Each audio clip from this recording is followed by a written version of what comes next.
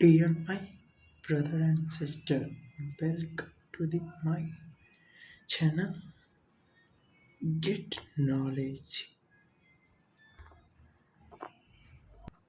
आज हम डिस्कस करेंगे गेट गेट एग्जाम के अप्रोच को गेट एग्जाम के अप्रोच को कि within 82 days left to exam from your exam।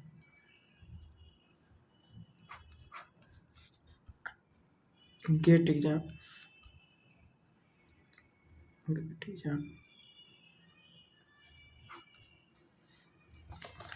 GATE exam होने में 80 से 82 दिन बचा हुआ है। 80 से 82 दिन बचा हुआ है, तो आई फील दैट कि एग्ज़ाम पैटर्न थोड़ा सा समझे। एग्ज़ाम पैटर्न और किस किस सब्जेक्ट से पूछता ज़्यादा है वो देखेंगे।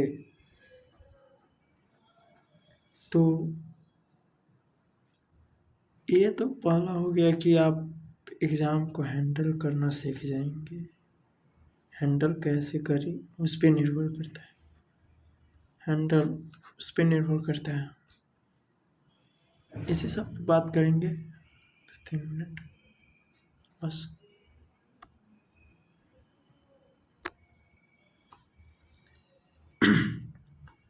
मेन टॉपिक मेन सब्जेक्ट हो जाता है जैसे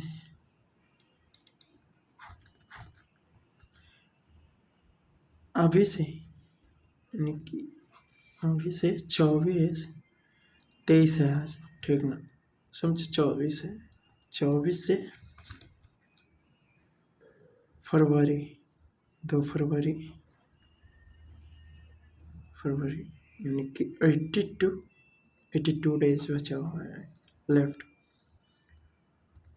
उसमें हमको देखना है मेन टॉपिक जैसे जियोटेक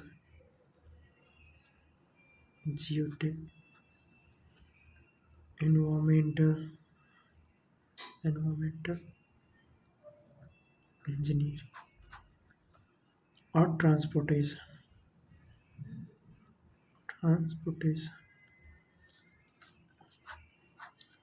और हम ले चलते हैं फ्लूइड और स्ट्रक्चर, ये सब ले चलते हैं। मेन अभी ज़्यादा टाइम नहीं है तो इस पे ज़्यादातर फोकस करें। जियोटेक, एनवायरमेंटल और ट्रांसपोर्टेशन। जियोटेक में जैसे फर्स्ट जियोटेक है, इसमें सबसे मेन टॉपिक है क्या जियोटेक में। ए में रखते हैं कंसोलिडेशन।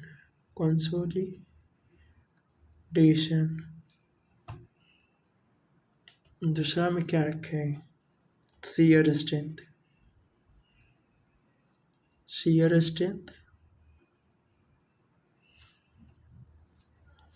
उसके बाद consolidation, shear strength and stability.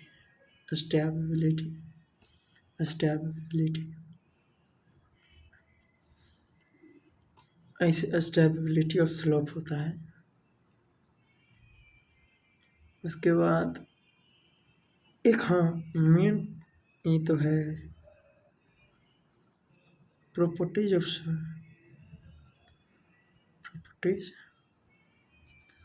Soil. फिर हो जाएगा फाउंडेशन,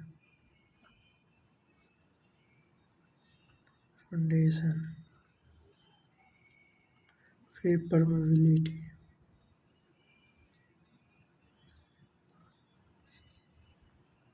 इफेक्टिव स्ट्रेस।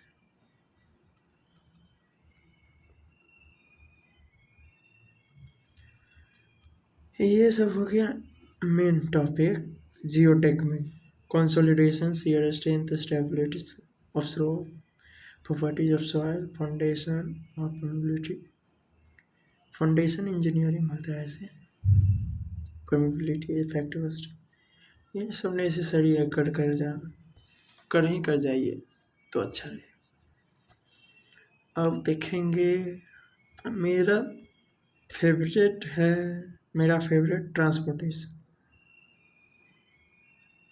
ट्रांसपोर्टेशन में भी काफ़ी अच्छा है।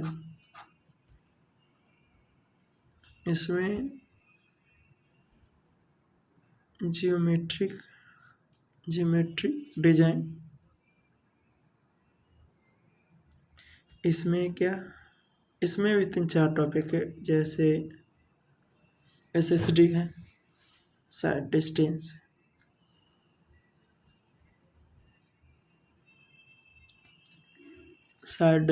है, सुपर एलिवेशन है। हाँ, सुपर एलिवेशन भी हो हाँ है ही। सुपर एलिवेशन और वर्टिकल एलिवेशन कुछ इसी। हाँ, वर्टिकल एलिवेशन।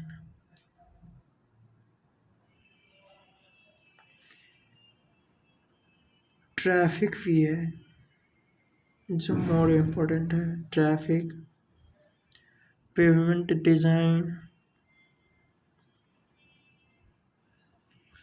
डिज़ाइन और एयरपोर्ट देखें कि जाना है क्या, क्योंकि इसमें थ्योरी ही ज़्यादातर पूछता है। Airport and railway.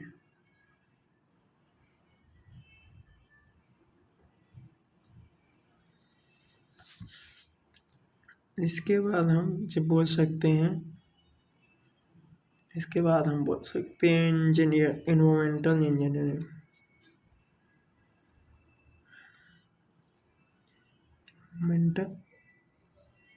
इंजीनियरिंग। इसमें काफ़ी इसमें पूछता है यार। थ्योरेटिकल में बोले, जैसे थ्योरी में एयर पोल्यूशन,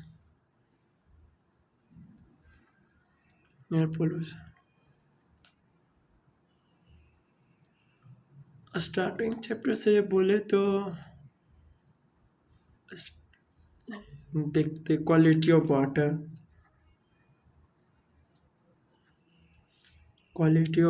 हो गया। Quality of water,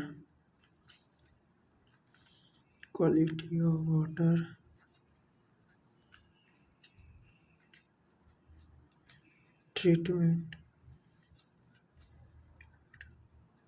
of water. इसमें हो जाएगा कम से कम। इसमें है बस, इसका टॉपिक मेन बन जाता है सेडिमेंटेशन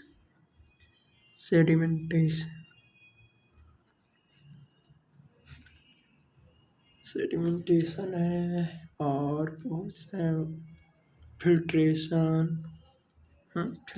भी हो ही सकते हैं, क्या है ही फिल्ट्रेशन।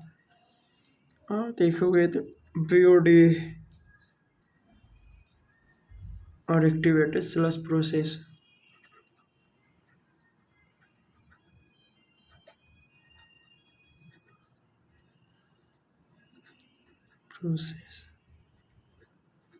SP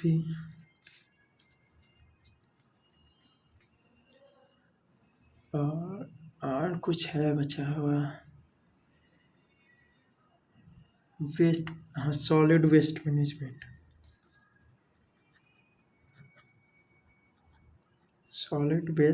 management.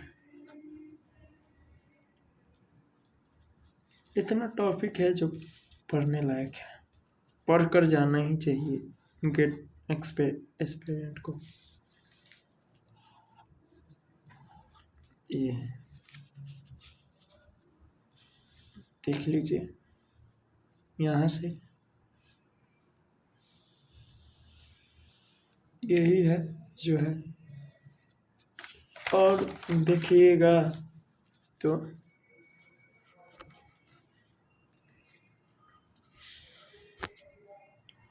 सर्वेइंग में भी बता देंगे और मैकेनिक्स में, मैथ, फ्लूइड मैकेनिक्स में तो दो ही इम्पोर्टेंट है, डायनेमिक्स, काइनेमेटिक्स। जैसे फ्लूइड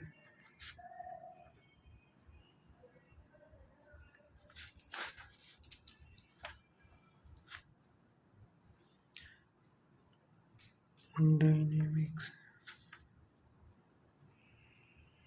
काइनेमेटिक्स, इसी में सब आ जाता है सब, एविएशन जितना है वो सब। ये तो टॉपिक एक अलग से दिखेगा। तो OCF फ्लूइड का ही हम मानते हैं, ज़्यादा पर है नहीं। OCF open channel flow.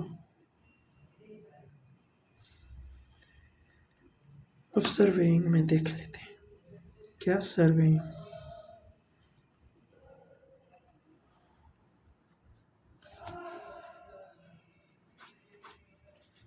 इसमें भी है अच्छा टॉपिक। मेन मानते हैं हम किसको, एक हो गया क्या लेवलिंग, एक हो गया लेवलिंग ही है सही, लेवलिंग। और क्या माने लेवलिंग, ये लेवलिंग बहुत। कंपास, कंपास से कैसे भूल सकते हैं कंपास। फोटोग्रामेट्रिक, फोटोग्रामेट्रिक, ये 3 टॉपिक हो सकते हैं। और मैकेनिक से इधर पूछने लगा है, मैकेनिक से एक क्वेश्चन पूछता ही, एक क्वेश्चन वो 1 नंबर का हो या 2 नंबर का, डजेंट मैटर, मगर एक क्वेश्चन हर एक साल पूछता है। इधर तो 2 साल से 3 साल से पूछने लगा है। तो इसको देखो, कम समय है तो इसको नहीं देखो, इस पे ध्यान दो, ये तीनों पे, और इधर दे दो। और कंपास से पूछता है रेगुलर बेसिस पे, और एक केयर और लेबलिंग, ये तो जरूर है भाई साहब। 6 से 5 to 6 ऐसे पूछता है। सेविंग्स 3 से 4 नंबर का पूछता है हर एक साल marks.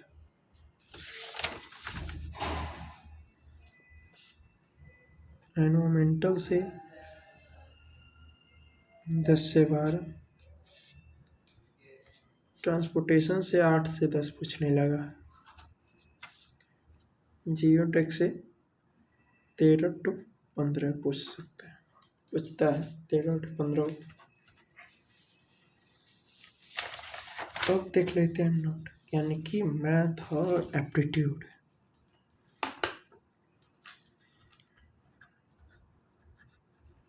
Math and aptitude,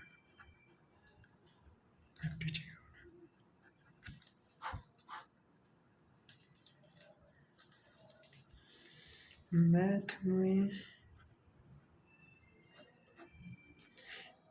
aptitude को सब हल्का में लेता है। एप्टीट्यूड ही है जो गलती होने का चांस ज़्यादा करते हैं। और मैथ एप्टीट्यूड जैसे ये बन जाए, इजली बन जाता है, बट समझना वहाँ पे टाइम टेकिंग हो जाता है। बनता है पर टाइम टेकिंग लेता है, इसीलिए इसको प्रैक्टिस करना ही चाहिए। और मैथ को तो अभी से ही समझो, करना ही शुरू कर दो। मैथ को अभी से ही शुरू कर दो रिवीजन करना। नहीं तो आगे जाकर पछता जाओगे, फिर दिक्कत है। मैथ में हमको लगता है जो इम्पोर्टेंट है पढ़ना है कैलकुलस, ये तो ज़रूरी है भाई। कैलकुलस कैलकुलस डिफरेंशियल इक्वेशन जरूरी भी है। Differential equation, linear algebra, probability. Linear algebra में ही मैट्रिक्स आते हैं जो कि हम सबको लगता है इजी भी है, ऐसा कोई बात नहीं, इजी भी है। और वो न्यूमेरिकल टेक्निक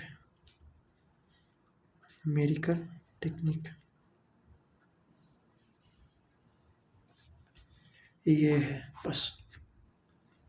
ये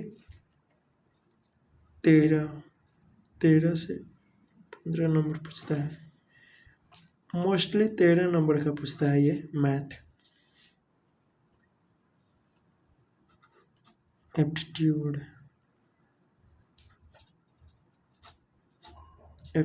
भी 15 नंबर। इसमें प्रोबेबिलिटी को भी जोड़ दिया जाता है। प्रोबेबिलिटी यहाँ भी पूछ देता है, यहाँ भी, तो ये इसीलिए इसमें 13 हो जाता है कभी कभी, इसमें 15, इसमें 13 कभी, इसमें 15 कभी हो जाता है। ओवरऑल ये दोनों मिलाकर 30 नंबर पूछता है मैथ। Aptitude plus math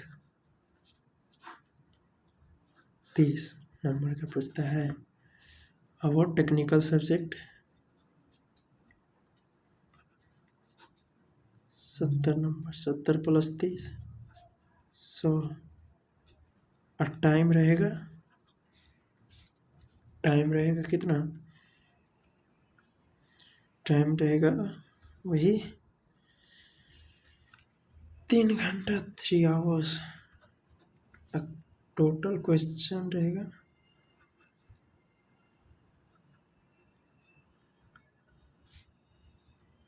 65।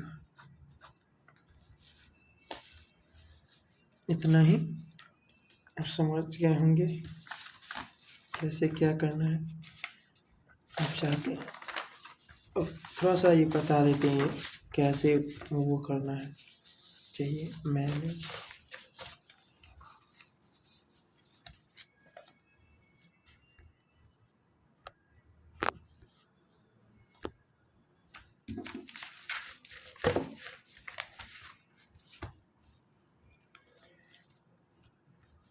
अब सब्जेक्ट तो जान गए भाई साहब, सब्जेक्ट को जान गए क्या क्या पढ़ना है और क्या नहीं पढ़ना है। अब क्या कैसे करें कि वो उतना 82 डेज में कवर हो जाए, और प्रैक्टिस कैसे करें वही आवेदन थे। पहले तो जो पढ़े हैं आप लोग उसका शॉर्ट नोट्स तो बनाए ही होंगे, तो उसको मल्टीपल टाइम पढ़िए। पहले आपके पास शॉर्ट नोट्स होना चाहिए, शॉर्ट नोट्स उसको मल्टीपल टाइम पढ़िए। Multiple time read. जैसे कि आप किसी को क्वेश्चन प्रैक्टिस कर रहे हैं, वहाँ पे नहीं पता चला, जाके शॉर्ट नोट्स देखिए कि यहाँ पे दिक्कत हो रहा है, वहाँ पे शॉर्ट नोट्स देख लीजिए और वहीं पे टिक आउट कर दीजिए कि हाँ इस जगह हमें दिक्कत हुई थी। उसके बाद PYQ, ठीक, PYQ देखिए। PYQ तो आप लोग के पास होगा ही, ये नहीं है तो फिर दिक्कत है। PYQ नहीं है तो दिक्कत है आप लोगों के पास। फिर PYQ कीजिएगा तो इससे आपको ये वो अंदाज़ा और कॉन्फिडेंस मिलेगा कि हाँ क्वेश्चन बन रहा है और कहाँ नहीं बन रहा है। तो इसमें ये है कि PYQ से आपको पता चल जाएगा कि पैटर्न क्या है। ठीक, आपको ये पता चलेगा कि हाँ हमको कहाँ पे हमें फंस जा रहे हैं, ये पता चले। ये आपको क्वेश्चन प्रैक्टिस कीजिएगा, वहाँ भी पता चल जाएगा। तो आपको यहाँ क्वेश्चन पता चलेगा कि कैसा पूछ रहा है, कहाँ पे फंस रहे हैं। और टेक्निक, पैटर्न वही, टेक्निक हो गया। तो आगे देखिए, टेस्ट सीरीज। टेस्ट सीरीज ये ज़रूरी है, आप पढ़ चुके हैं तो टेस्ट सीरीज अपनाइए। टेस्ट सीरीज में बहुत होता है कि आप कहाँ पे गलती कर रहे हैं, आपका कितना वो है, कितना मार्क्स आ रहा है, आप कितना टाइम लगा रहे हैं, किस क्वेश्चन पे कितना टाइम लग रहा है, वो यहाँ पे पता चलेगा। इसीलिए टेस्ट सीरीज का होना आपके पास ज़रूरी है। टेस्ट सीरीज नहीं है तो आप ये नहीं कर सकते। अब वहाँ एग्ज़ाम हॉल का वो प्रेफरेंस लेकर चलिए। एग्ज़ाम हॉल में जिस तरह से आपको बैठना है उसी तरह से टेस्ट हॉल में भी या टेस्ट सीरीज पे भी बैठी, उसी तरह से बनेगा, नहीं तो फिर दिक्कत है। टेस्ट सीरीज से यही पता चलता है, समय टाइम कंज्यूम ना हो ज़्यादा, किस क्वेश्चन पे कितना टाइम लगाना है उस वहाँ पे पता चलेगा। आगे रिवाइज हमको लगता है रिवाइज तो करना ही चाहिए। रिवाइज कीजिए, भरपूर रिवाइज नहीं होगा तो फिर दिक्कत है। रिवाइज होना चाहिए भाई, रिवाइज नहीं है आपके पास तो कोई वो नहीं है। आप कैसे आपको कैसे पता चलेगा कि आपको ये फॉर्मूला याद ही नहीं। सॉरी, रिवीजन तो ज़रूरी है। और कंसिस्टेंसी ये ज़रूरी है भाई, ये पूरा करते करते 1-2 दिन गए फिर छोड़, तो गए आप, तो आप गए हैं। इसीलिए कंसिस्टेंसी ज़रूरी है। हर एक वो आदमी के लिए कंसिस्टेंसी ज़रूरी है जो किसी चीज़ के प्रति लगन और मेहनत से काम कर। Without consistency, not possible to achieve any goal. Without consistency, not possible to achieve the goal. Not possible to achieve the goal. इसीलिए कंसिस्टेंसी ज़रूरी है। कंसिस्टेंसी नहीं है तो आप समझिए दिक्कत में है आप, इसीलिए कंसिस्टेंसी ज़रूरी रखिए। यही है ठीक।